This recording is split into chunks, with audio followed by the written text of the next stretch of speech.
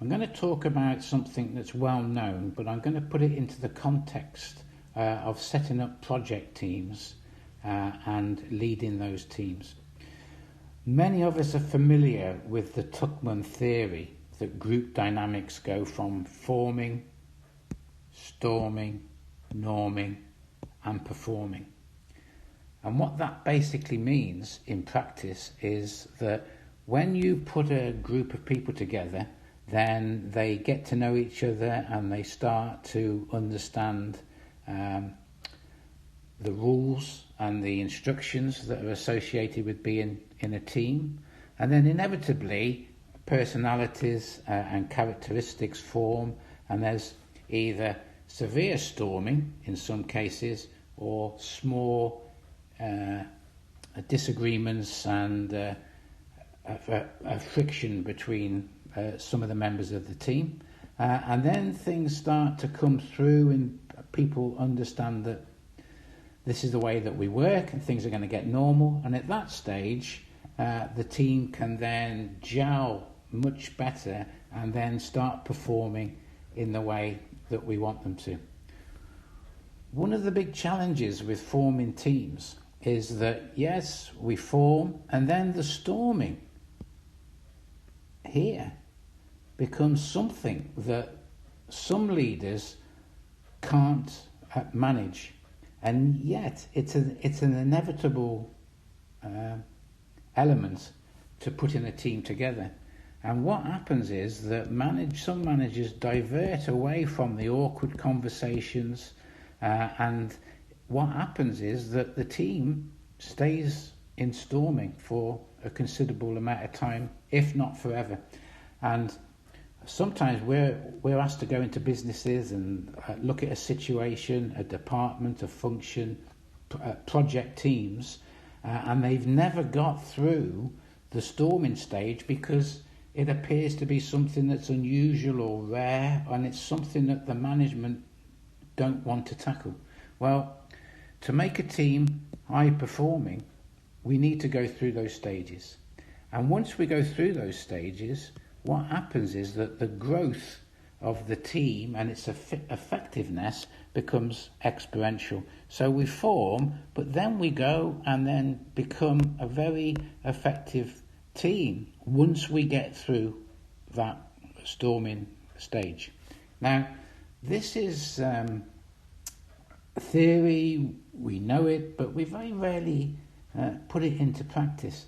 And what I want to explain is that although it's very rare to put literally a new team of people together that don't know each other, a new department, a new business, this is equally relevant to putting people that know each other together into project teams. So let's just have a look at this again. And I've just divided the diagram between leadership and the team members. So in this instance, we still need to follow the guidelines associated with the team going through these 4 stages of the dynamics.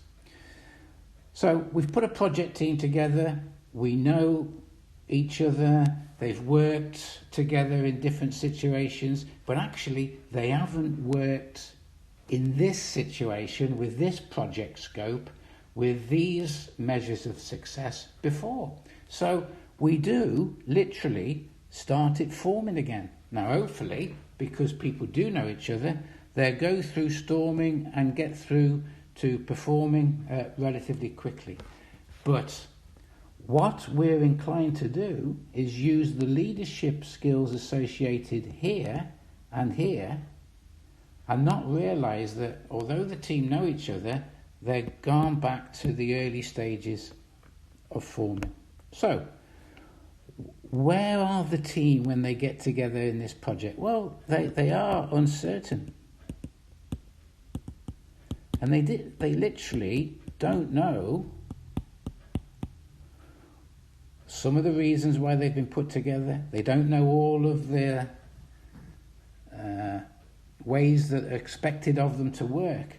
And that means that the leadership needs to be very clear. And one of the tools that we would recommend to get people clear on what they need to do and how they do it and what success looks like is that they are chartered. And that's one of the things that we encourage leaders to do very quickly, so the team becomes less uncertain and they do know what is expected of them. Inevitably, we will be going through some storming, even though they know each other, even though they know what certain characteristics the team members have. So here, these guys are looking for guidance. These members will start to have certain dynamics amongst themselves if the leadership isn't strong. And here we need very clear direction and expectations of behaviour that are required. And that needs to come from the leadership to the team. And when people aren't supporting the team effectively and having disagreements and having different views on what the role of the team is, you go back to the charter and remind people about what they signed up to when they were forming. So in these first two dynamics, forming and storming, the leadership needs to be strong. Now, we get that clear. The teams had strong leadership. So these people are starting to understand what's needed of them. So the leadership style needs to change. We don't need to be so directive. We don't need to be instructional. What we need to do is coach the people. We need to support them. Not only in a team, when the leader is meeting with the team, it's mainly about the tasks associated with the charter.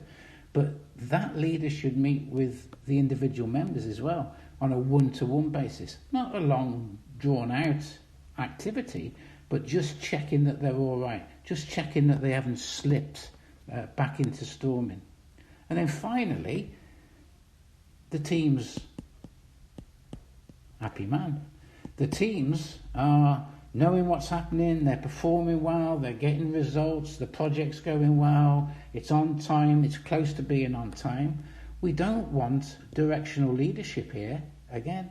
We want a delegationary type of style. We need to be giving the team more to do, not telling them what to do. Maybe not even worrying too much about how they do it, because they're a high-performing team. So, in essence, the leadership style needs to change through the dynamic of a team, whether it's a project team that know each other or it's a brand new team that have never met before. Thank you.